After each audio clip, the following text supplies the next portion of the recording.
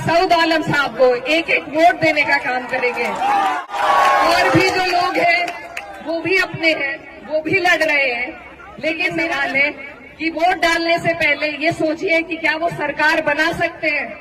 अगर वो सरकार के नजदीक पहुंचते हैं तो आप बेशक वोट उन्हें दे दीजिए, लेकिन वो नहीं पहुंचेंगे।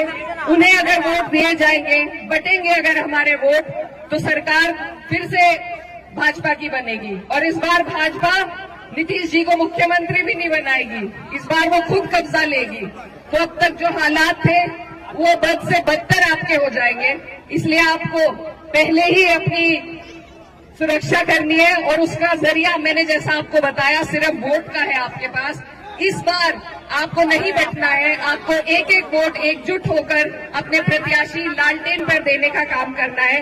तो इन्हीं बातों के साथ मैं उम्मीद करती हूँ कि बोआखाली की ये जनता, ये गयूर आवाम सही फैसला लेगी, लालटेन का बटन दबाएगी और मौलाना सऊद साहब को यहाँ से जिताने का फिर से काम करेगी। आप सब यहाँ मेरी बात सुनने के लिए इकट्ठा हुए, यहाँ पर दूर दूर से लोग आए, मैं आपका तहे दिल से शुक्रिया अदा करती हूँ।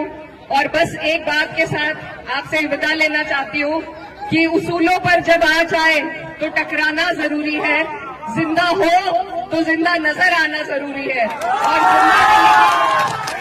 और जिंदा कौम की और जिंदा दिल्ली की अगर सबसे बड़ी मिसाल कोई हो सकती है तो वो इस बार इस सरकार को उखाड़ फेंकने की ही मिसाल आपको देनी है। आप सबका यहाँ आने के लिए बहुत बहुत शुक्रिया, धन्यवाद। दुआओं में याद रखिएगा। अस्सलाम वालेकुम।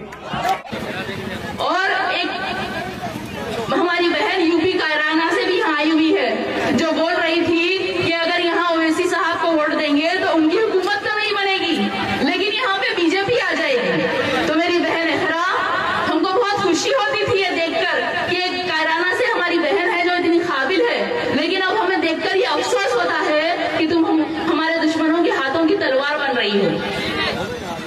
जिस तेजस्वी को तुम जिताने यहाँ आई हो, उस तेजस्वी से जब पूछा गया कि जो आई लव मोहम्मद के पोस्टर ले जाने पर कुछ नौजवानों पर एफआईआर हुआ, उस पर आपका क्या कहना है? तो वो तेजस्वी ने कहा कि मुझे कुछ नहीं पता, मेरा जहन जो है वो अभी बिहार चुनाव पर है।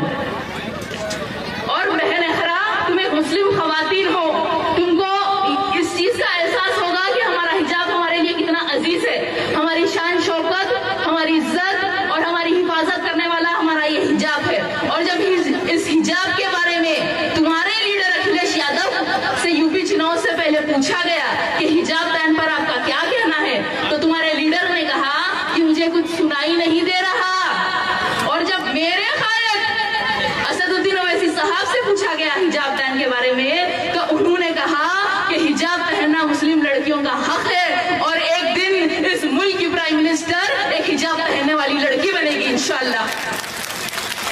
तो बहन एहरा, तुम्हारे सदर और मेरे सदर में इतना फर्क है। और जो तुम ये बात बोल रही हो कि यहाँ पे हम हुकूमत तो नहीं बना सकते, तो तेलंगाना में भी वैसे हमारी कोई हुकूमत नहीं है, वहां भी हमारी हुकूमत नहीं है।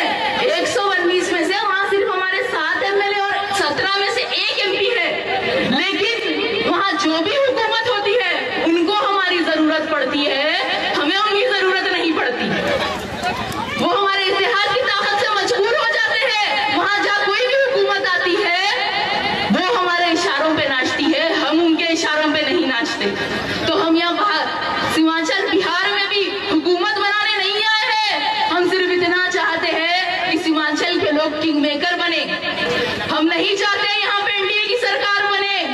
हमारी ख्वाहिश ये है कि 14 तारीख के दिन जब चुनाव के नतीजे आए तो ये महागठबंधन के लोग हमारे दर पर आए, खटखटा कर बोले चलो हमारे साथ पटना, हम मजबूर हैं, अब हम तुमको भी तख्त पर बिठाएंगे। और अगर इंशाअल्लाह हम ये करने में कामयाब हो गए तो पूरे हिंदुस्तान के रियासतों को एक पैगाम जाएगा कि अगर मुसलमान मुत्तहिद हो जाए तो हम हमारी इत्तेहाद की ताकत से यहाँ की हुकूमतों को झुका सकते हैं। और सिर्फ रियासतों के चुनाव में नहीं, लोकसभा इलेक्शन में भी हम किंग मेकर बन सकते हैं इंशाअल्लाह एक दिन। इस बात को जहन में रखिए कि आज नीतीश कुमार के 12 एमपी और चंद्रा बाबू के 14 एमपी की तरफ से एनडीए की सरकार है। तो 11 तारीख के दिन मेरी आप तमाम से अपील है